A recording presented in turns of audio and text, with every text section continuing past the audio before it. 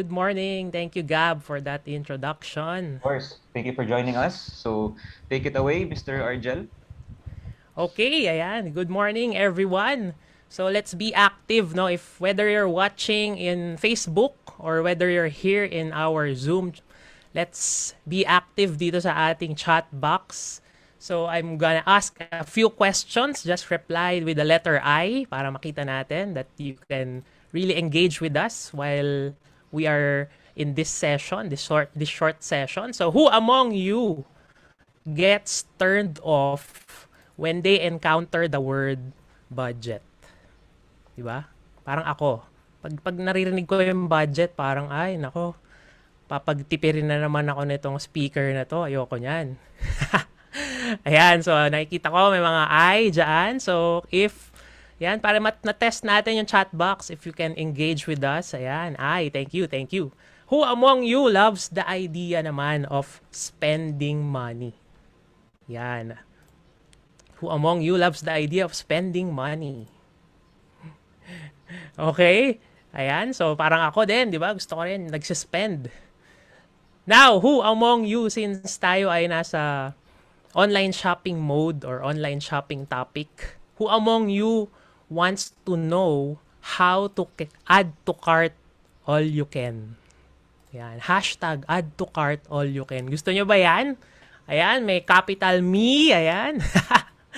So, medyo finlip ko yung ating topic for today, no? Para mas maging engaging and mas maging interesting for us. Kasi minsan kapag nakikita natin na budgeting or controlling your spending, parang parang hindi nakakaengganyo for us. So sabi ko, how to create a spending plan na lang, 'di ba? Parang mas maganda kaysa budget. Instead of having a budget, why not call it a spending plan? 'Di ba? Parang mas exciting.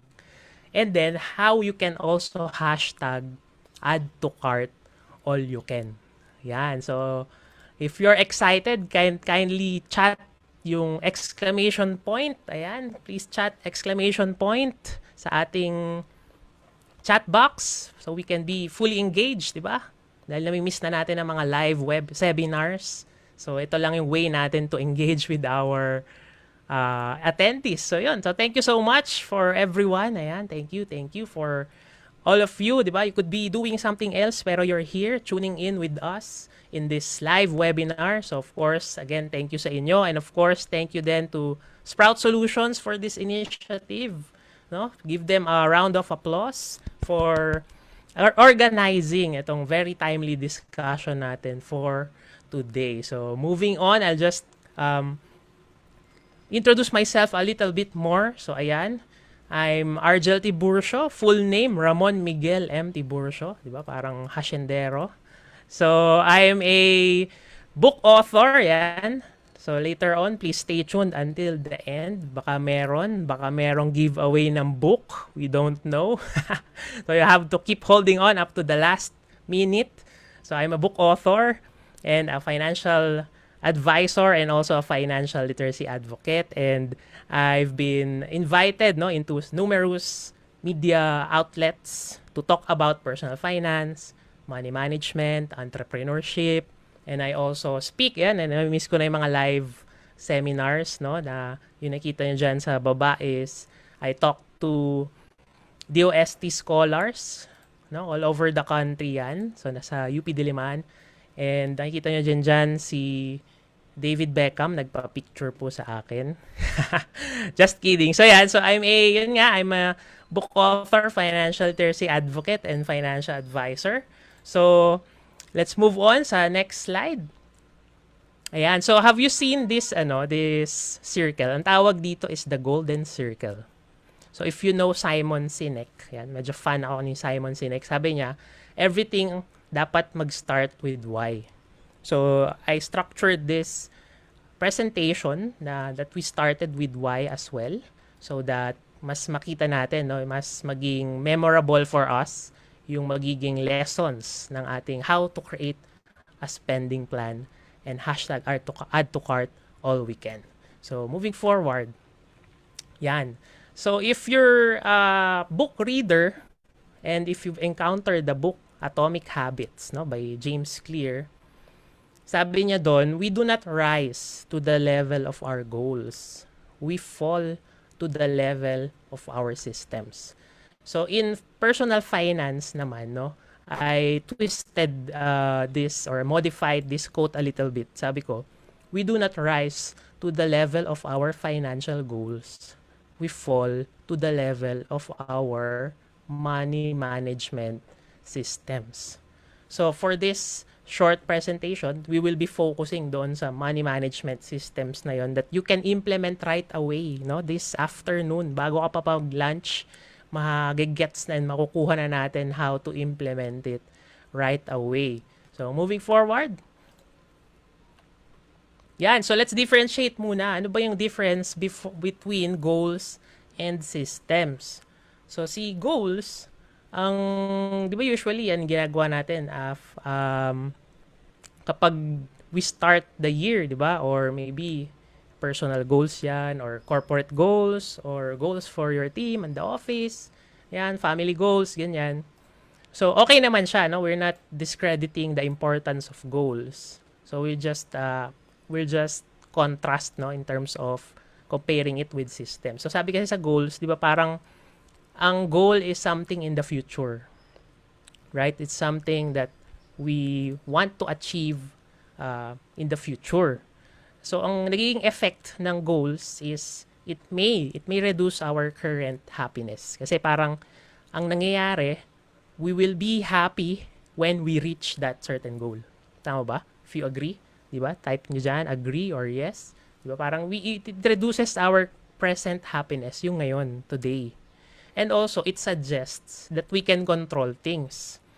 And as a matter of fact, 'di ba, hindi naman lahat ng goals hindi na-achieve din natin. And when we don't achieve our goals, parang nagiging mas nare-reduce yung happiness natin kasi parang am I really cut out for that goal, 'di ba? Can I really achieve that goal? As opposed to having systems, no?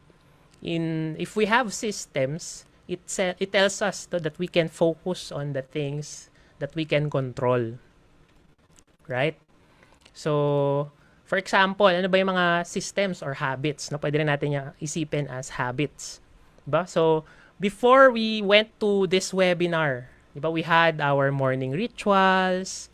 Hopefully, lahat tayo nakaligo na. Diba? We took a bath.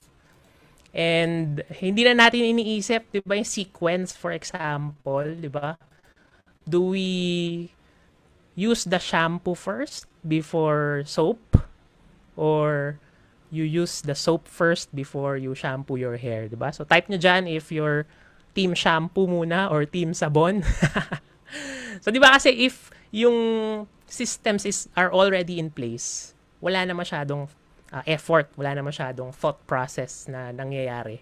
Automatic na siyang ginagawa natin. We do it automatically and naturally kasi it's already part of our habit.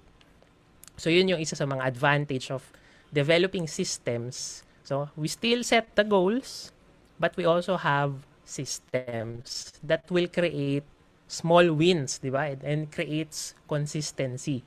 Kasi kapag meron ka nang nagawang small win, it builds up to create more wins for us, and it sets us up to our bigger win. And eventually, ma-achieve din naman natin yung mga goals na yan. Right? So, yan yung difference between goals and systems. So, isa pang example, and then moving on the next slide, please. Yan. So, di ba lahat tayo ngayon, we are in quarantine more than a year na. So, like ako, ang dami kong lakad before, ang dami kong mga activities, no? From client to client, ganyan, from place to place, point to point, nagta-travel ako within Metro Manila. And then marami akong activity, marami akong steps, no? Nagsa-steps count pa ako back then. So, parang nung nag-quarantine na nawala lahat ng physical activities na yon, di ba? We were also confused, nakakapraning lumabas. We don't want to go out. So, nagkaroon tayo ng konting weight gain, no? So, yan yung nangyari. So ngayon ang goal natin is, for example, we want to lose yung na-gain natin during quarantine. We want to lose that quarantine weight. So that's the goal.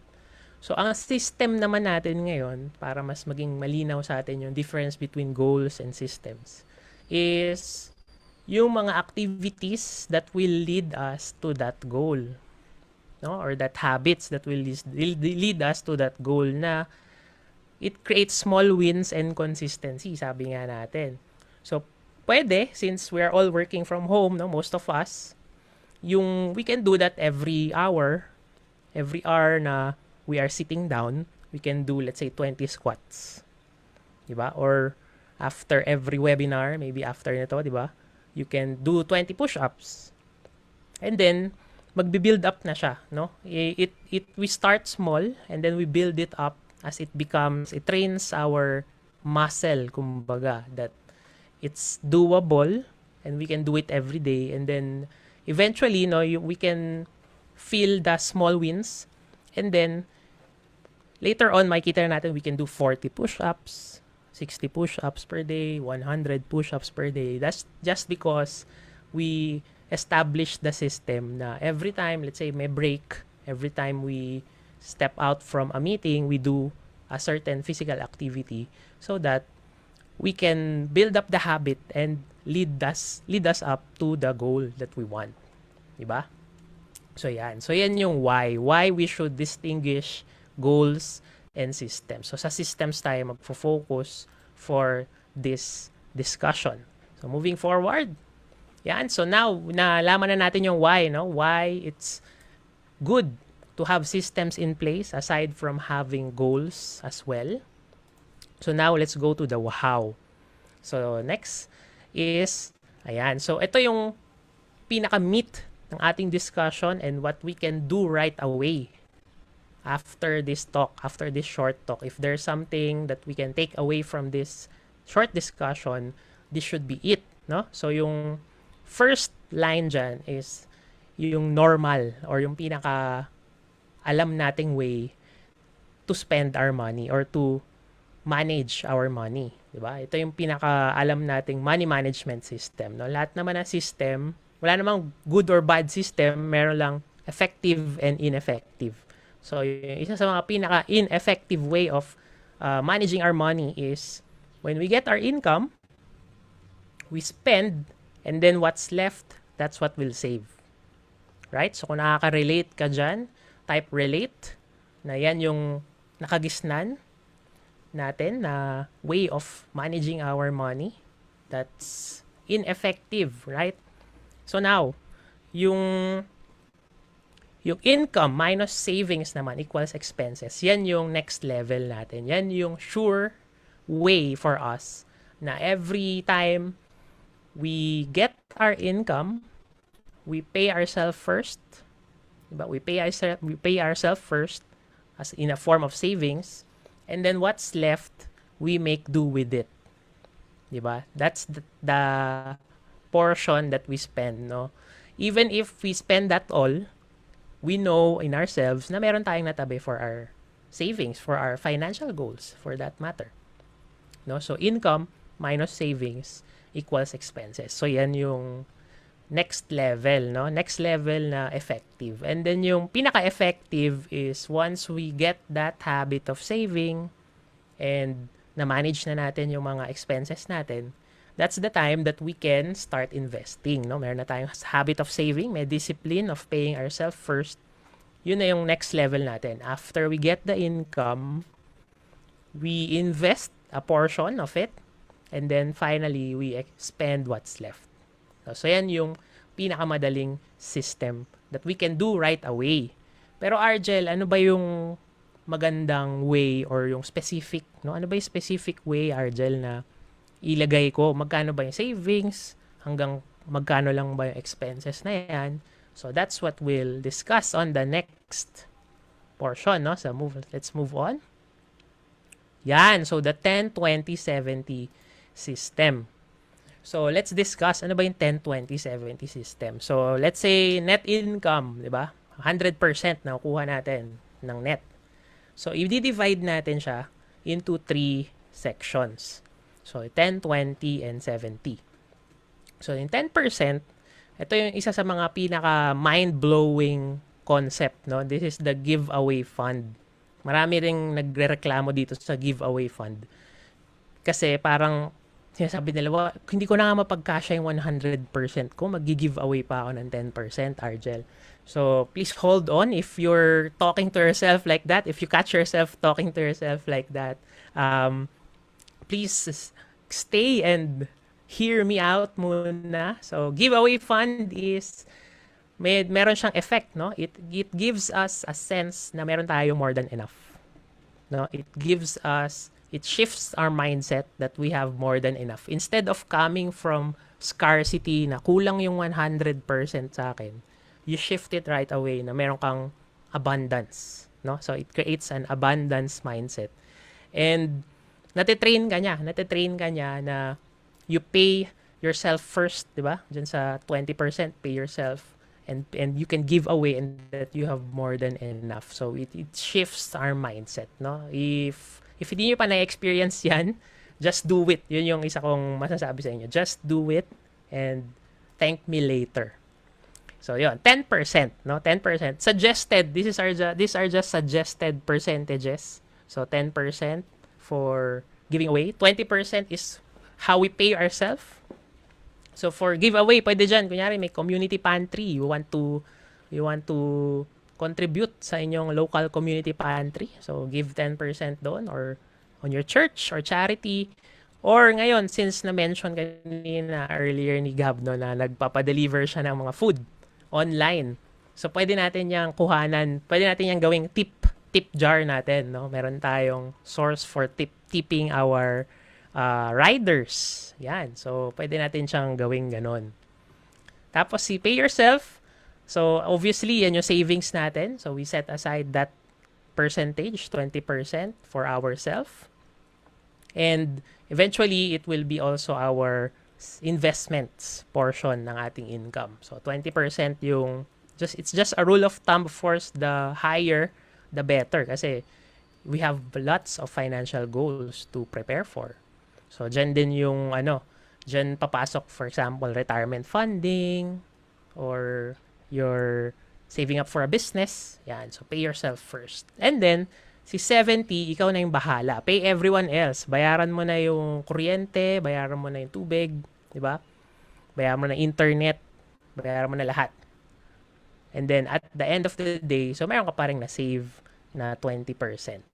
Right? So, yung isang key din dito is to have fun, no? Moving on, we have to have fun dun sa 70% na yan. So, dito na papasok yung hashtag add to cart fund natin. So, yung 70%, we can break it down pa. So, let's say 60% yung common expenses, di ba? Yung mga rent, utilities, di ba? Tapos, yung 10% doon, let's say you earn 20,000 per month. So, meron kang 2,000 for hashtag add to cart.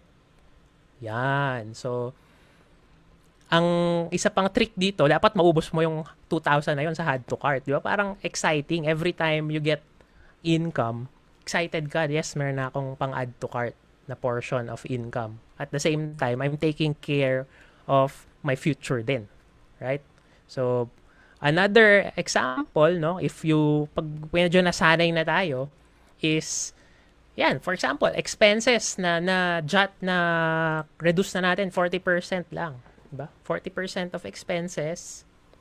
And then 10%, like me, mahilig sa mga webinar, like you, yung mga nag-a-attend dito, no? Mahilig mag-webinar or buy books or learn more about investing, for example. Yan. So, you can allocate 10% for education.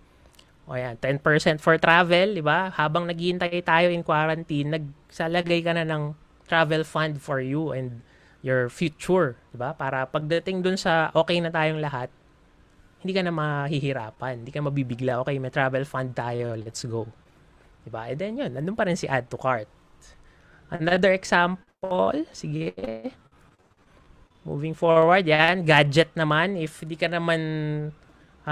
mo naman gusto mag-travel, you can allocate that 10% in gadgets.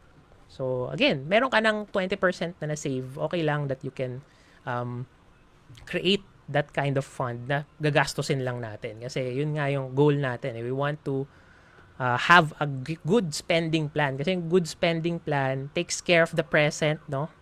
And also it takes care of the future. Okay? Moving forward.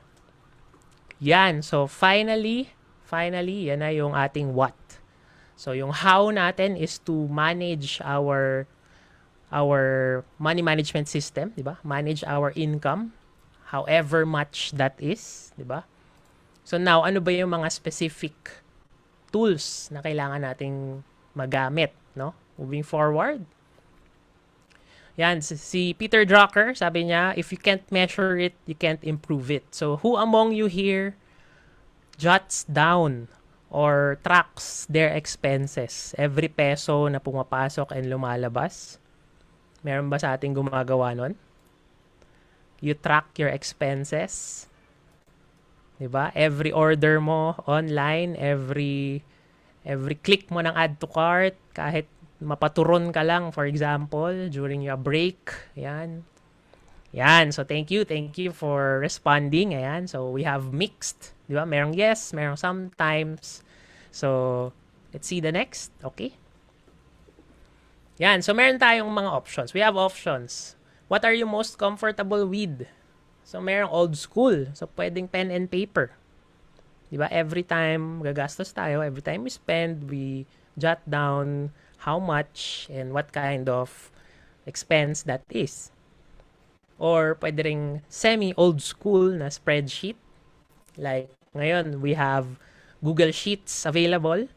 So, we can type it down in our Google Sheets. And at least, mas madali na mag-add-add, di ba? Hindi na manual. Or you can go new school. Since everyone naman sa atin, every one of us have their mobile phones, smartphones, we can download mobile apps. Right? So we can download mobile apps na every time we spend, we just with a few taps of on our mobile phone, we can easily track and see where our money is going. Kasi nga, if we don't measure it, we can't improve it. Plus, how can you expect to manage, let's say, 100,000 if you can't even manage 10,000? Right? So, yun yung concept. This is the habit that we're forming, the system. The system of dividing our income into buckets, di ba? In 10, 20, 70. And knowing where our money is going. Di ba? So that when we measure it, we can improve it. No? When I talk with my clients, for example, we nare-realize namin, parang merong nakalutang ka na this amount. Saan siya napupunta? Diba? Wala naman napupunta sa savings mo. Wala rin naman napupunta into this recurring expenses, for example. So, nasan siya? So, ma-answer lang natin yan. We can only answer that when we track our expenses. No, it can be troublesome in the start, 'di ba? Kasi nga wala pa sa atin yung system, wala pa sa atin yung habit. But as we move over with our tracking, no, mas magiging second nature na siya for us. So, moving forward, yan. So, ang isang takeaway din natin for today is to start the habit of tracking every peso that goes in and goes out of our pocket. So, yan yung isa sa mga very, very actionable steps that we can do right away. No? So, moving forward, yan. So, like me, no, in the beginning, nag-start ako, tickler notebook pa. Alam niyo yon, yung maliit na notebook na parang finiflip. So, doon ko sinusulat, one by one. No? Nasa office ako, bumili ako merienda, sulat ko siya. Diba? Tapos na-realize ko siya, ang hirap pala nung manual mag-a-add pa ako. Prone to mistakes, diba? I don't trust my math skills. So, I did it with a spreadsheet. Yan. So, sa spreadsheet, tapos na-discover ko may Google Sheets. Diba? That time, nagkaroon ng Google Sheets. So, I migrated to Google Sheets. And now, naka-combo na siya sa akin. So, yung 10, 20, 70 ko, for example, naka-spreadsheet yan. So, I know how much yung nasa giveaway ko pag pumasok na income, how much yung mapupunta sa savings ko, or how much yung pwede kong invest Pag may pumasok na income, and then yung the rest of the 70 naka-breakdown. May travel, um, add to cart, diba? So, naka-combo na siya. So, I have Google Sheets plus a mobile app. So, may question dito na ano daw yung apps that I recommend. So, just yung highest naman na makikita natin na rating usually lumalabas sa mga App Store or sa Google Play, right? So, just search for expenses tracker. Yan. So, search for expenses tracker and explore. Explore kung ano yung which app are you most comfortable with. So, marami rin namang mga free. So, kapag nag-level up, like me, nag-level up na yung tracking ko, nag-upgrade ako to a premium para maraming wallets. No? Makikita ko meron akong wallet for add to cart, meron akong wallet for investing, meron akong wallet for saving, ganyan, for expenses. So, kita ko agad. No? Mas may control, di ba? Again, so sabi nga ni Peter Drucker, if you can't measure it, you can't improve it. Yan. So, next. Ayan. So, alam ko, we have a question portion later on. No? And if you have questions, if you're in Zoom, ayan, meron tayong Q&A box. Utilize that Q&A box or maybe hang around, di ba, dun sa fireside chat natin later on. So, type it in the Q&A box or jot it down muna and ask it live later. And, ayan. So, on the last portion, if you want to get a copy of my book for free, no, it expires May 14 yan kasi may holiday pala kahapon. So this offer expires May 14, 1 p.m. later ng 1 p.m. So just have to leave a positive review on my Facebook page if you really liked what you heard, no? During our short discussion, if you like what you've heard, leave a positive review and then subscribe also to my YouTube channel. Ayan. So if you've done those two, take a screenshots and then email it to me. No, email it to me and then I will email to you an ebook copy of my book, The 10 Simple Steps to Surely Save Money. So only action takers will get a hold of the book because meron siyang expiry, no? It will expire later at 1 p.m. Every email na makuha ko after 1 p.m. will not get a copy of the book. So, ayan. So, thank you so much. I hope you learned a lot dito sa ating short discussion. So, please go ahead and choose your weapon in terms of tracking your expenses. No? Start today. Don't start tomorrow. Start today and get your financial house in order. And yun. So, if you have any questions later on, I'll see you.